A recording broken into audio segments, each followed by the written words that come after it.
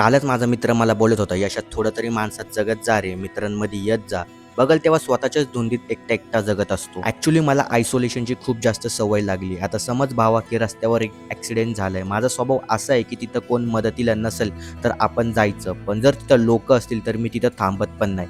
मी माझ्या मार्गाला असतोय. खूप मित्र मला बोलतात, की "तू माझं स्टेटस बघत नाही." भाई मी तुझं असं नाही, मी कुणाचं स्टेटस बघत नाही. कारण मला फरकच पडत नाही याच्या लाईफमध्ये काय चाललंय, त्याच्या लाईफमध्ये काय चाललंय. त्याचा ॲक्सिडेंट का झाला, कोण माझ्या मागे राहिले, कोण माझ्या पुढे गेले. मी असा विचार करतो, की 2024ला 10,000 कमवत होतो, तर 2025ला मला 12 कमावले पाहिजे. 2026ला मला 14 कमावले पाहिजे. यासाठी मी 2 नोकऱ्या करेल, नाहीतर धंदा करेल. तो माझा प्रॉब्लेम आहे. कारण माझ्या डोक्यात क्लिअर आहे, की मला पाहिजे ग्रोथ. विषय संपला. साधी गोष्ट आहे. ग्रोथ जर पाहिजे असेल तर सॅक्रिफायसेस करावे लागतात. आयसोलेशनमध्ये जगावं लागतं. पण मी कुणालाही फोर्स नाही करत आहे, की तुम्ही पण आयसोलेशनमध्ये जगा. मी जस्ट माझा विचार सांगितलाय. व्हिडिओ आवडला असेल तर चॅनलला सबस्क्राईब करा. भेटूयात नवीन व्हिडिओमध्ये.